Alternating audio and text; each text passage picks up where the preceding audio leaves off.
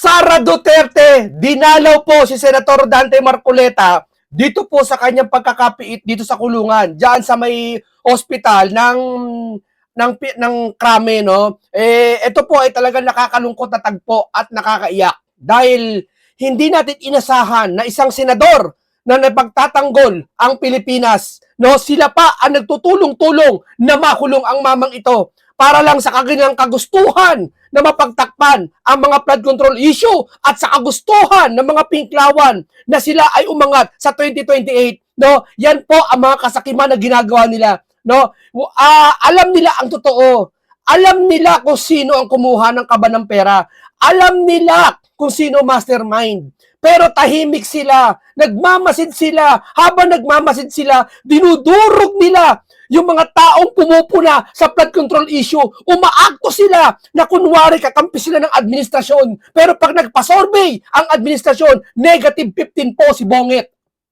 Di ho ba? Sa madaling salita po, no, nililin lang nila ang administrasyon. No, at tayo nililin lang. Gumagalaw sila pa sa sarili nilang kapakanan. Yan ba ang mahal nyo, taong bayan? Yan ba ay para sa taong bayan ginagawa nyo? O para sa sarili nyo, ginagamit nyo kaming taong bayan? Di ho ba? Ngayon nakapiit si Senator Dante Marcoleta, tuwang-tuwa sila. Tuwang-tuwa sila dahil sa paghihiganti nila na pasara yung isang istasyon. Tuwang-tuwa sila dahil makakaganti na sila. No? Makakaganti na sila kay Senator Dante Marcoleta. Pero yung pinaglalaban ni Senator Marcoleta, hindi nila kayang ipaglaban nyo at hindi nila tinignan yun dahil sa galit nila. Di ba? Kaya dito po mga kababayan, mapapansin nyo po talaga, wala na, nagtitiis na lang ang ibang kakampi niyan. Ako duda ko, nagtitiis na lang yung kakampi ng administrasyon na to. Lalo ngayon, ilang taon na lang, 2 taon na lang. Di ba? Tapos si Senator Marcoleta, kung talagang ikaw nagpasimula ng flood control issue na to, na inaangkin mo na dapat si Senator Marcoleta nagpasimula, dapat nanindigan ka na lahat ng lumalabas para sa flood control, pinoproteksyonan mo. Di ho ba? Isa lang ibig sabihin ng mga kababayan. Isa lang ibig sabihin nito. Ayaw naman namin isipin ng tatakip sila, pero yun ang lumalabas talaga sa sitwasyon na to. Yun ang nagsasabi, ang nagkukwento, ang nagsisinsay sa amin, itong sitwasyon na to. Kaya dito mga kamunti, nakakaiyak. Minsan, alam mo, ako kahapon, habang ako'y nagmamasid sa social media, nakita ko yung mga yung mga pulis nagsalita na mga nagsasalita na si Senator Marcoleta mataas ang BP. Dahil po ang inyong lingkod po ay high blood na rin. Ako high blood na rin po ako. Mataas po BP ko, ako po ay may maintenance na. Edad ko lang po 25 years old, dati nagme-maintenance na ako. No, high blood na ako. Alam ko pakiramdam ng high blood. No? Andyan talaga hindi mo alam, pwede ka ma-emergency. Yung BP, kahit ano mo sa doktor, na 150 over 100, baka hindi ka na palabasin ng ospital eh. Papipirmahin ka ng waiver eh. Nakatunayan na lumabas ka sa ospital eh. Intensive yan eh. Hindi pa siya intensive totally, pero hahayaan mo ba maging intensive yan, maging 170? Di ba? Tapos ikukulong nyo na walang kasalanan. Alam ninyo, walang kasalanan si Senator Dante Marcoleta. Ngayon, nakakaiyak na tagpo. Dinalaw ni Sara Duterte itong si Marcoleta. Makikita mo talaga. Di ba? Kung ikaw matino, presidente, bakit di mo dinalaw si Senator Marcoleta? Wala ka naman, di ba? Sabi mo, respeto sa korte. Kaaway ka ba ni Marcoleta? Hindi naman. Kaaway mo si Marcoleta? Hindi naman. Ba't di mo dalawin? Sige nga. Ang hirap kalaban ng sarili, no? Ang hirap kalaban ng salitang guilty. Tama ba? Sana mali ako. Ba't ayaw nilang dalawin? Maiintindihan mo yung mga pinklawan, hindi talaga dadalawin to. Hindi naman sila impokrito para dalawin si Senator Marcoleta. Galit sila. Pero kayo mga opisyal dyan, na nagpapanggap na hindi nagtatakip kuno. Pero imagine. Anong kasalanan ni Senator Marcoleta sa kabila ng kasagsagan ng flood control issue na nanakawan? Na wala kayong ginagawa, patunayan nyo, nagsasalita lang kayo, may ginagawa kayo, pero sa gawa, wala kayo. Niloloko nyo taong bayan, sasabi nyo, may ginagawaan niya kami, may ginagawa, iimbestiga, pero sa gawa, hindi namin maramdaman, hindi namin makita. Bagkos, mas inaano nyo si Senator Marcoleta, yung mga nagsasalita. Maliban kayo may defensor, pati sa mga to. Sino pa nagsasalita laban sa flood control? Wala na. May narinig pa ba kayo ngayon? Wala na. Tapos sasabihin nila, ay hindi naman namin hinahadlangan ng flood control. Hindi nyo nga hinahadlangan, pero ayaw nyo talakayin. Eh di sana hinadlangan nyo na lang. At least yung paghahadlang, makukontra pa. Eh kesa hindi talakayin. Kalimutan na lang. Di ho ba mga kababayan? Wala na. Ang dami nag-withdraw sa kanya. May mga vlogger nag-withdraw sa kanya. Ho, ako lang, kakilala ko lang. Ha? Yung nakarang araw lang. Ha? Supporter siya ni BBM. Ngayon ayaw na niya. Pero ayaw din niya kay Sara. Pero ayaw niya rin kay BBM. Ayaw niya rin siyempre sa Pinklawan. Galit din siya. Sabi ko, ano ka na ngayon? Neutral lang muna siya. Magmamasid daw muna siya. Dami yung tatatauhan dito. O magpa-survey kayo. Baka negative 50 yan. O, pa-survey kayo. Hinuli niyo si Senator Marcoleta? Di ba? May paparating na bagyo. Bagyong Inday. Hindi, biro lang. Pero may paparating na bagyo. Sa gitna ng katahimikan, may paparating na, ano yun? Bagyo. Hindi ako may sabi niyan. Yung host na si Nelson Lubao sa Net25 na sa ganang mamamayan. The calm before the storm. Kala nyo ha? Kala nyo ha? Siguraduhin nyo lahat ng kakampi nyo. Baka ang bagyo ay wala sa iglesia. Baka nasa inyo. Di ho ba? Siguraduhin nyo lang na hindi bababa ng 10 ang babagyo sa inyo, nakakampi nyo. BP Sara, binisita si Senator Marcoleta. Kinumpirma ng Philippine National Police Health Service na bumisita si Vice President Sara Duterte kay Senator Dante Marcoleta noong 7:30 AM. Nakakalungkot na tagpo to. Bakit? Ito po, sabi po ng isang PNP. Hindi ko alam, nadulas ba siya o ano. Pero, siyempre, hindi naman totally talaga na o ano talaga lagay ni Senator Marcoleta sa loob. Hindi naman niya sinabing hirap si Senator Dante Marcoleta sa loob. Pero, yung kanyang sitwasyon na sumasakit ang batok, masakit ang dibdib, mataas ang BP, hirap yun. Nanggigigil ako, mga kababaya. Opo, nanggigigil ako. May chat group ako napasukan chat group. Hindi ko sabihin. Mahigit ano kami doon sa chat group na yon, mahigit 800,000. Gigil na gigil lahat. Gigil na gigil lahat. Gigil na gigil lahat sila sa nangyayari sitwasyon ngayon. Eto po, tingnan nyo, pasensya na kayo, medyo na ako'y, dala ng damdamin lang to na hindi ako makapaniwala na isang tao na pinag-initan nila, tapos yung flood control tahimik sila. Kinawawa nila. Pero sa etong lahat ng ito, may matututunan tayo eh. May edukasyon pa rin to mapupulot tayo na hintayin natin ang pag-asa. Dito mo makikita talaga ang Panginoon Diyos kikilos. Gagalaw ang Panginoon Diyos, hindi niya papabayaan ng masasamang tao. Ito, panoorin nyo, nakakalungkot na pahayag ng pulis na to.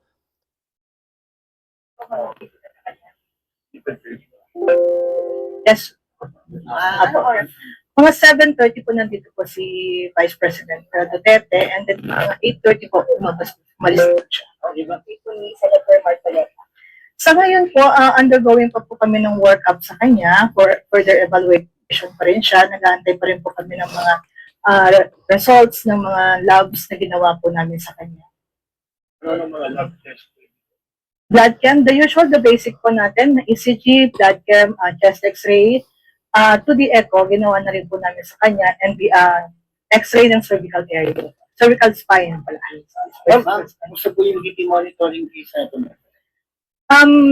Continuous po ang BP monitoring namin sa kanya, and continuous po ang BP monitoring namin sa kanya ngayon. Sa ngayon po, fluctuating po ang BP niya. Fluctuating, parang taas baba yung BP niya. Delikado yun. Delikado yun. Ano yan eh, napakawalang ya na tong administrasyon ito. Napakawalang ya po talaga. Napakawalang ya. Ipinakulong yung tao. Palagay natin, plunder yon. Napakakonting na problema pinakulong mo. Yung malalaking issue, di mo pinakukulong. Tahimik ka. Di ba? Ngayon, huwag kayo mag-alala. Sa katahimikan darating yung bagyo. Bagyo ng katwiran. No? Eto, si Senator Marcoleta, hina-high blood sa loob. Kasi nalulungkot yung tao eh. Nai-stress eh. Ganyan ang gusto nila mangyari. Mawala si Senator Marcoleta. Yan ang gusto nila mangyari. Hindi ho ba? Yung tao, mahihirapan doon, nasa piitan. Kung bumaba BP niya, ikukulong nyo? Bakit? Pag ba bumaba BP niya, pag kinulong yun, di tataas yung BP niya, tataas lalo BP niyan. Na-check nyo siya, ang blood pressure kasi po, hindi po talaga ano yan. Ang blood pressure po, was na may BP ka, habang buhay na sa iyan. Hindi po nakita mo ngayon mababa, mamaya mababa ulit. Hindi.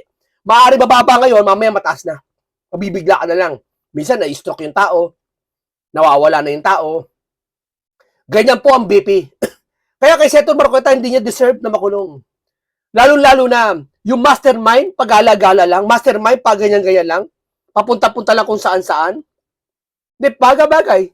Totoo yun. Nabasa ko, takot na takot na ang mastermind. Kung sino man ang mastermind na yan, nanginginig na. Sigurado ko.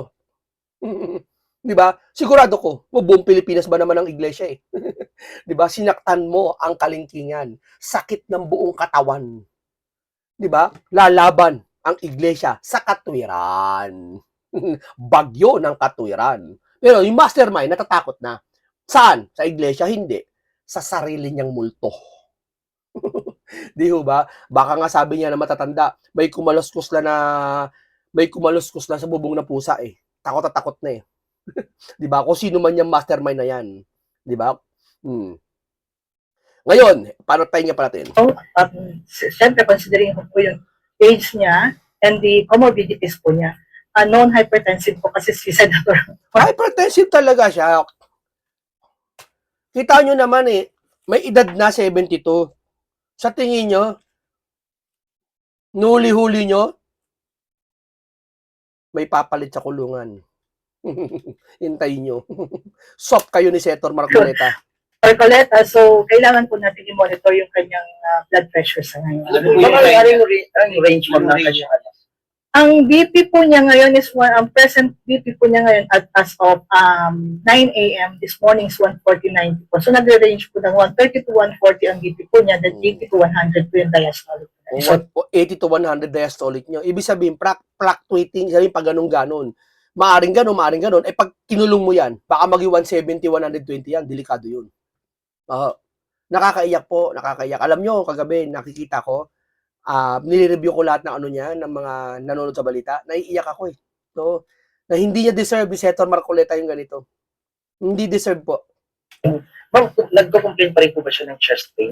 yes, meron po rin po. Oo, kaya may chest pain, kasi pag high blood po ang isang tao, tandaan nyo, masikip po ang mga veins. Na, yung sumisikip po yung mga ugat ng ating mga ang nangyayari, si puso, bubomba ng bubomba. Nahihirapan si puso bumomba. Ang mangyayari, magkakaroon ka ng chest pain. Pag nahirapan si puso bumomba, pwede mag-cardiac arrest. Kasi high blood eh. Parang hose, di ba yung hose? Yung hose, pag inipit mo yung hose, ano mangyayari? Di ba sisirit dun sa likod? Magkakalulobo yung hose, o kaya puputok. Ganon din mangyayari. Masisira yung pinaka-pump, yung puso. Di ba? Kaya sumasakit. Yung bato kaya sumasakit kasi high blood niya. Di ba? Alam ng pulis yan. Eh, di ba sabi niya, nephrology yata siya na pulis.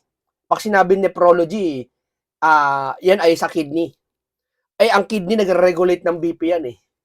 Di ba? Alam niya yan, pag kidney doctor ka, alam mo kung ano ibig sabihin ng high blood. At alam mo kung fit ka sa kulungan. At alam mo, kapag nilagay ka sa kulungan, lalo ka ma-high blood. Di ba? Alam nila yan. Occasional chest pain pa rin. Meron pa rin po siyang occasional chest pain. Yes, neck pain and chest pain po. Ma'am, yung sinabi ni Neck pain, saka chest pain. Grabe ginagawa nito kasi ginagawa ito nila, ng administrasyon kay Marcoleta. Si Mike Defensor, bata-bata pa okay pa eh. Kay Marcoleta, 72, kinulong nyo. Senior citizen, kinulong nyo. Plunder pa, gusto nyo bulukin sa kulungan. Ha? At sa kasong nag-donate lang yung tao, ibig sabihin, paano pa donate pala ako kay Marcoleta? Akala ko ba nagpas 50 million makukulong? Eh, yung kaibigan nila, 30 million lang dinonate eh. Di ba 30 million kay Mike? Hati-hati sila. Yung kabuuan, 70 million. Akala ko ba ang per each, 50 million magiging plunder? Bakit kabuuan yun? Eh, paano lahat kami bumoto kay Marcoleta? Donate din kami lahat. Halimbawa, nag-donate kami ng t-shirt sa isa't isa. Plus mo lahat yun, aabot ng 50 million. Kukulong nyo di ba kami lahat? Pa-plunder nyo kami lahat? Ganun yun eh. Hindi-declare nyo ba kami? Halimbawa kami, tumulong kami lahat. Sa buong Pilipinas, sa mga bumoto kay Marcoleta, nagpagawa kami ng kanya-kanyang t-shirt, tag-isa-isa. Yung isang t-shirt na gawa namin, nag-range ng 25 pesos ang isa. Hindi naman 25 kasi may tatak pa eh. Mga 60. O hindi, 160 kasama t-shirt. O pag plus mo lahat yun, lahat kami makukulong? Hindi kami dineclare? Pagsama-samahin mo lahat yun. Eh kasi pinagsama nila yung tatlo eh. Si Mike Defensor, yung Biray, pati yung isa pinagsama-sama nila. Kaya naging 70 million. Tapos sasabihin nila, plunder na. Eh di ba pagkalokohan yun? Eh di lahat ng tumulong kay Marcoleta nag-donate sa isa't isa. Ba, nagpagawa ng tarpaulin. Halimbawa ako, hindi naman ako ha. Pero, halimbawa ako, nagpagawa akong tarpaulin, nagpagawa siyang tarpaulin, nagpagawa kang tarpaulin. Hindi ka naman magpapagawa ng tarpaulin isa eh. Papagawa, masampu eh. O magkano yun? 3,000. Eh lahat ng buong Pilipinas nagtulong-tulong magpagawa ng tarpaulin kay Marcoleta. Pag yun, aabot ng 50 million yun eh. Lahat ba yun, plunder? Anak ng titing naman talaga. Kalokohan yan. Kaya naging 50 million up pataas. Di ba sabi nila, pag hindi mo dineclare na 50 million pataas is plunder. Eh kaya naging 50 million kasi nagtulong-tulong sila. Hindi naman isang bigayan lang yun eh. O ito, bigayan o, 75 million o. Maaaring binigyan ni Mike ni 30 million, naubos na. O so hindi lagpas 50 million yun. Kaya nga sabi ko, paano yung mga nagbigay ng 1,000 dyan, pantarpaulin ni Marcoleta, ginawa yung pangkain dyan, yung mga leader niya, paano? Kakasuhan nyo rin plunder? Isang malakang kalokohan niyang ginagawa nyo kay Senator Marcoleta. Ipagsusulit nyo yan. Yung ginagawa nyo kay Senator Marcoleta. Ipagsusulit nyo yan. Pagsusulit nyo sa Panginoon Diyos yan. Yeah. Di ba mga kababayan, tama ho ba? Halimbawa ako, nag-donate ako ng mineral water. Halimbawa ito. Ano ba to? Ba ito, mineral water. Nag-donate ako. Takpan ko na lang. Nag-donate ako ng mineral water. Magkano isa nito? Sa store? 23. Eh, hindi naman ako mag-donate isa lang, halimbawa. Nag-donate ako sa 20 pieces. Siya nag-donate ng t-shirt. Yun, nag-donate ng tent. Kasi gagamitin sila pag may kampanya, gagamitin sa tent. Yung nag-donate ng minuto, nag-donate ng sandwich, nag-donate yun ng inumin. Sa buong Pilipinas, mahal na mahal si Senator Marcoleta, nag-donate, nagtulong-tulong lahat. Pati mga kapatid sa INC, tulong-tulong halimbawa, mag-donate. Nag-donate si ganito, pati yung barangay Tanod, nag-donate. Ito, ang sagot ko na anya ay tubig nyo. Pag sama-samahin mo lahat yun, lagpas 50 million yun, plunder ba lahat yun? Hindi ikaan niya kasi 50 million lagpas kay Marcoleta eh. Lagpas yung kasi niya, nag-donate 3 sa kanya. Hindi naman 50 million nag-donate kay ano eh. Kay Mike Defensor 50 million eh. 30 million si Mike eh. 25 doon sa kabila. Magkano? Basta 75, di ba? Ibig yung sabihin, plunder lahat kami. Pag sama-samahin mo lahat yun. Nasa ng katwiran, bongit. Nasa ng katwiran dyan. Hindi mo ba napansin yan? Pinabayaan nyo? Na ganito si Senator Marcoleta? Totoo yun, di ba? Ang dami nag-donate. Ako kakilala ko dito sa lugar namin, ha? Nag-donate siya ng tent. Yung tent na yon magkano? Minsan na ako nagpagawa ng tent. Ang gawa ng tent, mababa 15,000 dyan. Yung may bakal na. Nag-donate siya. Siguro mga 25,000 donate niya. Ang dami, dinonate niya, iba-iba. Iba-ibang lugar. Para pag dumalaw si Senator Marcoleta, may mga team leader siya. Di ba may mga pagpolitiko, may mga team leader sa lugar. Sa lugar ng Laguna, may Revilla Movement, may Marcoleta Movement. Dito sa lugar na ganito, sa Batangas, may Marcoleta Movement. Lahat yan, nagtutulong-tulong. Kanya-kanya, nagbisan, may sandwich, sagot ko na ano. Pag sama-samahin mo lahat yun, lagpas 50 million yun eh. Hindi ho ba? Lagpas 50 million yun eh. Ang bumoto kay Marcoleta, 15 million. Palagay mo kalahati doon, nagdo-donate na mga sa kanya-kanyang pera para kay Marcoleta. Yun ba, plunder?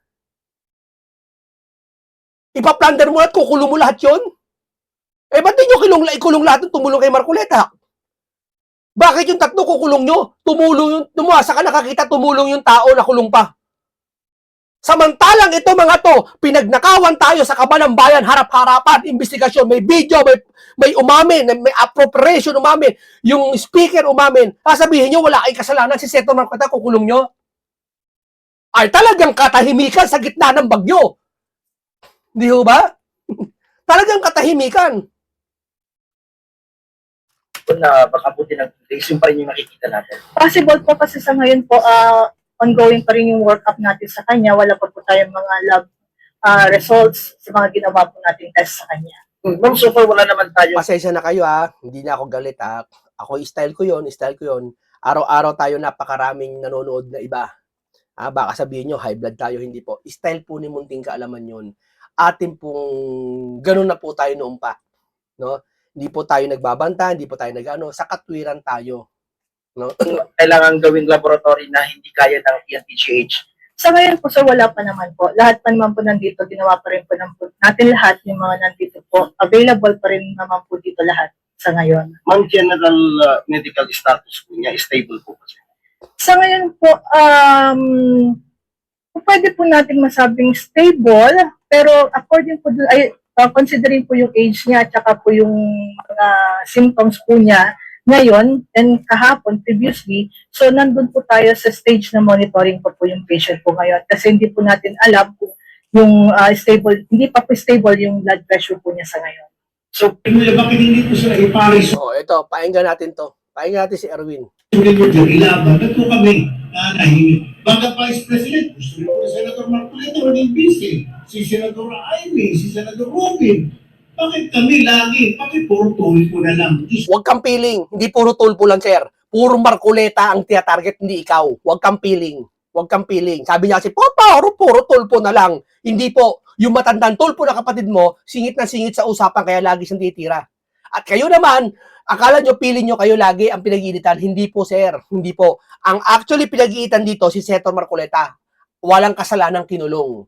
Kayo, wala naman kayong ginagawa dyan. Ang tatapang nyo noon, pero ngayon hindi na kayo matatapang. Kaya huwag kang mag-appealing na akala mo pitutulong-tulungan ka. Hindi po pitutulong-tulungan ka. Po naman, dahil siga ba? Marami na siga. Maghanap ka ng mga siga sa kanto para lumaban dyan. Yung problema ko kasi, kaya nababay natin ako kasi ito na lang pwedeng tumalo kay Sarah. Please, nakikiusap mo ko sa mga Sir, wag mo kami lokohin. Ito nilang pwedeng tumalo kay Sarah. Walang ganyan nagsasabi, sir. Wala. Wag mo ikondisyon, niloloko mo kami. Yan talaga gusto niya. Pag mga tao nagsasabi na, sabi nila, ako daw tatalo kay Sarah, ay wala namang gano'n, ayoko, kunwari ka pa. Gusto mo rin talaga yun. Di ba? political Haka ko yan analyst, mga gagawa ng sobrang. Pag mo na kami isama ho dyan. Kasi kawawa ho yung kami mismo, pati yung pamilya namin. Dagdag mo ba yung mga buang ng mga ikinagwardya ito na Ikinagwardiya daw. Marinson, sir. Buwang. Sir, yung mga style mo, hindi na uso yan, sir. Noon yan, 2018, sir. Sir, kada 10 taon, sir, nagbabago ang era ng panahon, Hindi na uso yung mga ganyan. Buwang ka, ganyan ka, sasampalin kita, kungudgud kita sa Enedoro. Sir, lagpas na yung ganyang panahon, sir. Napaglipasan na po yung ganyang panahon, Hindi na po ugma ngayon yan. Hindi na po, wag mo na po gagawin yan. na tumanggap ng mali. Pwede magtatanggap, wala nga ako sa flood control. Wala na, hindi naman po lumutan yung pangalan ko doon sa binanggit. Ito na lang po, diretsahan tayo. Hindi daw lumutang ang pangalan niya sa insertion, sa flood control, sa Cabral Files. Totoo naman. Hindi lumutang ang pangalan niya doon. Bakit? Masasabi mo ba na hindi ka nakatangkap porque hindi lumutang ang pangalan mo doon? Bakit? Pwede ka naman sabihin tumanggap ka. Hindi ko sabi tumanggap ka. Pero yung argumento mo, mali, sablay. Para mo siya sabihin na kailangan pa na malagay ang pangalan mo sa flood control, pati sa Cabral Files, para lang masabi tumanggap ka. Mali yun. Hindi porket wala pangalan mo dun sa Cabral Files o sa flood control, hindi ka na pwede tumanggap. Actually, marami ngayon na sinabi ang 18 Maris na wala naman sa flood control pero tumanggap. Sir, no? At kung talagang hindi ka tumanggap, hindi ko sasabi tumanggap ka. Kung hindi ka talaga tumanggap, harapin mo ang 18 Maris, magpaimbestiga si Kiko, simula na. Pagkatapos ng impeachment na to, pagkatapos mag-schedule siya para abangan ng tao, magpatanong ka, yung mga tao, 18 Maris, sabi mo, sige, 18 Guardia, sabi mo. Sige. So, ibig pag sinabing 18 Guardia, naniniwala siya na totoo yung 18 Guardia. Nino, Guardia ni Saldico. So, naniniwala siya, tao ni Saldico yun. Kung naniniwala ka, tao ni Saldico, at si Saldico tinutugis ngayon, dahil niya isa sa mga mastermind ng budget, ng pagkakalkal, ng mga pondo ng bayan sa budget appropriation niya. So, naniniwala ka, tao ng 18 Marines. So, dapat ipatawag ang 18 Marines, kasama ka, para mapatunayan na malinis ka. Diba?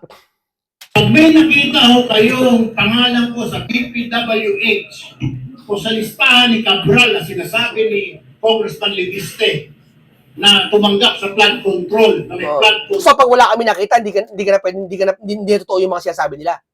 Yun ba yun? Sir, mali. Ganito lang yan, sir. Turuan kita. Ilang taon na ba to? Mga 58 na to eh. Ewan ko bakit di pa na ano si sir eh. Sir, turuan kita, lecture kita. Sir, hindi porket nakita yung pangalan mo sa DPWH, eh pwede ka nang tumanggap. At hindi porket wala yung pangalan mo sa DPWH, eh tumanggap ka na. Sir, nalalaman ang tao pag tumanggap pag dumaan sa investigasyon. Bagay na hindi ginawa ni Lacson. Bagay na hindi ginagawa mo nung ikaw ay chairman ng Blue Ribbon. Bagay na hindi na ginagawa ni Kiko Matching na kasi siya na ang chairman ng Blue Ribbon. Gets? Ang isang bagay na nagpinangalanan, hindi agad kami maniniwala. Granted. Maniniwala kami pag nag-investigasyon at doon magkakaalaman. Yung sinasabi mo na kailangan mai-resibo na maiharap para talaga mapatunayan, gagawin natin yan. Kung wala, edi inosente ka. Pero sa isang kondisyon, humarap ka para matapos. Di ba? Yan ang hirap sa kanila, hindi maharap eh. Tapos si Seton Marcoleta ang masama sa inyo. Si Seton Marcoleta kinulong ng mastermind. Di ba? Ako, hindi ko tinutukoy kung sino mastermind ha. Pero, malamang sa malamang yung mastermind nagpakulong sa kanya. Eh kasi magalawan eh. Ayaw matuklasan, ayaw tapikin. Ano pa ba? Lahat na sasalita sa flood control, kinukulong. I will resign. Bitbitin niyo po sa Senado yung pangalan ko na merong allocation kay Congressman Tulfo or Senator Tulfo na may sabi sa flood control, mag-resign po ako immediately. I will resign. I will conduct a press conference. I said, I resign. Hindi, wag mo kami bigyan ng kondisyon na ikaw may gusto. Sir, madaya yan. Wag manggagaling sa yung kondisyon, madaya ka. Sir, siya nagbigay, siya rin ano, parang ganito. Pag may nakita kayo sa bahay ko na kahit isang halimbawa, kahit isang kontrabando, mag-resign ako. Eh kasi alam mo, wala naman eh. Huwag kang maghahamon na wala naman. Alam namin walang pangalan mo sa DPWH, kaya huwag kang maghamon dyan. Ang hamunin mo, kung mapatunayan ng 18 marimba na wala kang kasalanan o hindi, yun ang hamunin mo. Hindi yung maghahamon ka, alam mo sa pangalan mo, wala. Wala naman talaga pangalan sa Cabral Files eh. Bakit magkakaroon ka doon? Wala naman talaga sa DPWH ang pangalan mo eh. Sa lahat eh, wala eh. Pero, ang hamunin mo, kung makapaglabas ba ang 18 maris ng ebidensya laban sa'yo, tatanggapin mo, mag-resign ka? Yun dapat ang hamon, sir. Para parehas. Huwag ka maghahamon na kung ikaw lang nakakaalam. Pangit yun. Huwag ganun, sir. Huwag ganun. Huwag mo ulitin yan, ha? Huwag mo ulitin yan. Because I lied.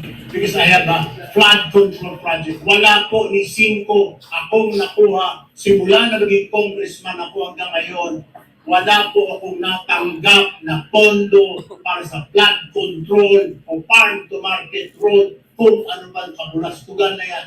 Wala po akong natanggap. Kung meron po kayo makitang papel, kung nando po yung pangalan ko kay sa Cabral Files o DPWH, o meron magturo sa akin na kayo na public works o district engineer, regional director o contractor, dalhin niyo po at mag-resign po.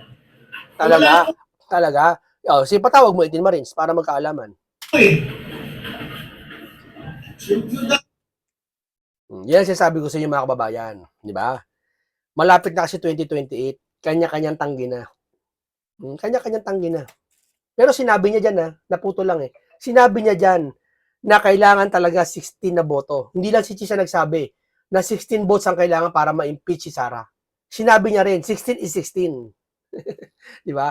Medyo kumakambyo na kayo Bakit? May nararamdaman kayo may nararamdaman kayo paparating na bagyo? Bagyo ng katwiran? Di ba? Shoutout pala sa mga senador. Una-una yan sa lahat ng senador. Sana mapanood nyo to. Talagang gusto ko kayong i-mention dito lahat. Hindi dahil galit ako sa inyo, hindi dahil buwisit ako sa pinaggagawa nyo, kundi dahil para gusto ko kayong maliwanagan sa mga nangyayari, mga senator. Hindi nyo napapansin na si Marcos Jr. mismo ang sumisira sa mga pangalan nyo. Halimbawa, Tulfo. Yan. Kilala natin ng... Totoo yan. Isipin mo ginawa kay Torre. Nilagay dun sa Hindi totoo yan. Walang pakialam si Bongit sa inyo. Kala nyo? Trabaho is trabaho na lang yan. Paglipas niyan, hindi kayo kikilalanin yan. Hindi katulad ni Aimee yan. Tulfo Brothers na isa sa mga talagang takbuhan ng ordinaryong Pilipino. Simula pa nung nakilala natin sila hanggang sa naging senador na si Senator Rapi Tulfo. Hmm. Although may mga ginagawa si Senator Rapi Tulfo na hindi gusto ng iba, so ganun talaga, hindi talaga natin mapi-please yung mga tao, no? At meron talagang masasabi sa'yo. Pero ngayon, na naging senator na si Erwin Tulfo at magkasama na silang dalawang magkapatid na etong si Rapi Tulfo at Erwin Tulfo sa Senado, naging iba na. Talagang masasabi mong naging wala talaga na silang kwenta. Hmm. Ang tanong dito, bakit nyo hinayaan sinisira kayo ni Bongbong Marcos? Kagaya na lang yan, Joel Villanueva. Alam natin, Hindi kasi nasa kapangyarihan sila eh. Makukulong sila eh. Isipin mo si Joel hindi nakulong. Nauna pa si Marcoleta makulong. Hinog na yun ha. Mag-iisang buwan na si Marcoleta nakulong. Halatang-halata na sila talaga. Oo. hindi rin talaga natin na iniisip na babaliktad si Senator Joel Villanueva. Ang tawag nga sa kanya ngayon ng ibang mga netizen ay Judas. Hindi talaga natin naisip na babaliktad siya. Wala talaga wala rin talaga sa bukabularyo ko na babaliktad si Senator Joel Villanueva. Pero nangyari na nga. Ang tanong ulit, bakit mo hinahayaan na sinisira ang pangalan mo ni Marcos Jr.? Hmm. Meron Oh, sinisira talaga. Pananakot. No choice, si Chase, lahat. Pati niya sila Remulla eh. Di ba? Ginagamit kayo. Dito to lang, ginagamit niya yung armas lahat. Para sa mga kalaban. Sipin mo yan? ang isa, Tito Soto, isa sa mga kilala at dating naging Senate President na yan. So marami din nagsasabi, parang Tulfo at Soto, isa lang din yan. Maraming mga may ayaw, maraming may mga gusto din. So ako, naging gusto ko din talaga. Etong si Tulfo, si Joel Villanueva, at ngayon si Soto. Ako si Lacson, gusto ko si Lacson din talaga. Totoo lang. Pero nasan na kayo ngayon? Ginagamit kayo ngayon. Natatakot kayo. Eh kung magtulong-tulong lahat kayo, magkaisa kayo, hindi sa Duterte hindi kay Sara magkaisa kayo doon sa isang patungo sa investigasyon, hindi manaig lahat yan eh. No, hindi manaig yan. Naging gusto ko rin naman talaga yan at binuboto talaga rin ng pamilya ko yan. Kaso nga lang, at kung hindi nyo pa maalala, naging TBJ defender pa ako. Diba? Kaso nga lang, ngayon, nag-iba din ang ihip ng hangin nito ni Tito Soto. Siguro dahil matanda na siya, dahil baka hindi na rin talaga siya tumakbo sa mga susunod na eleksyon, pero hindi man naisip ni Tito Soto na pwede pang pakinabangan ng mga apo, pamangkin, o kamag-anak niya yung pagiging maayos niyang senador. Okay talaga to dati si Tito Soto. Ngayon lang din nagkupal to. Ngayon lang din nag-iba ang pagkatao nito. So ang tanong doon, bakit mo hinayaan na sirain ka ni BBM? Meron pa, si Lacson kahit Si Lacson, magaling na investigador. Matapang na tao. Hinayaan mong sirain ka. Naging sunod-sunuran ka. Okay sana kung naging sunod-sunuran ka sa taong bayan eh. Talagang dapat yun eh. Pero nagsunod-sunuran ka, tapos alam mo, nagtatakip ka pa, Lacson, alam mo ang totoo. Baka singiling ka ng taong bayan. Di ba? Baka singiling ka sa dami ng inutang mo sa amin. okay ito pero never ko din talagang binoto to si Lacson. Si Gatchalian, wala talaga akong interest kay Gatchalian. Isa pa sa mga walang kwentang senador, yan, siyempre, wala na tayong aasahan simulat sa pool. Wala na talagang kwenta itong mga senador na to, kagaya nila Kiko Pangilinan, Bam Aquino, at lalong-lalo na ni Anli Virus. Si Anli Virus, no? So wala talagang kwenta yan. Wala akong sasabihin dyan na okay yan dati at naging iban, naging kupal na ngayon. So hindi talaga doon pa man Hindi talaga, noong paman ganito, gaya na maugali ng mga yan, makasarili. Kung wari taong bayan, mahal namin taong bayan. Pero yung mga umaakyat sa bundok, hindi nila sinisita. Narinig nyo ba sila nagseta doon? Yung mga nakuha sa bundok? Narinig nyo ba nagseta yung mga yan? Hindi. kupal na yung mga yan. So yun lang no mga senador, sana mapanood nyo to. Ba't nyo hinahayaan na sirain kayo? Sinain yung mga pangalan nyo ni Marcos Jr. Kasi lahat lang to, si Lacson Soto, dalawang magkapatid na Tulpo, si Gatchalian, sige sabihin na natin si Gatchalian, sila at yung iba pa, hinahayaan nyo na walang yain na ipamuka ni Marcos Jr. na kayong mga senador ay hindi talaga mapapakinabangan ng bawat Pilipino. Gusto nyo yun? Gusto nyo itong nangyayari ngayon na kinakabuhian kayo ng bawat Pilipino ng mismong bansa nyo? Galit sa inyo ang mismong bansa nyo? Tapos takot sila doon sa taong temporary lang. Hindi naman permanent yung posisyon. Takot sila doon. Mismong mga kababayan nyo? Si Marcos Jr. ang sumira sa inyo. Kung alam naman namin na may kinakatakutan kayo na mangyari, pero ang talagang number one at mastermind na sumisira sa inyo ay si Marcos Jr. Kaya ang tanong ng taong bayan, ang tanong naming mga ordinaryong Pilipino, ba't yung hinahayaan na sirain kayo ni Marcos Jr.? Wala na hindi na rin ito mababago.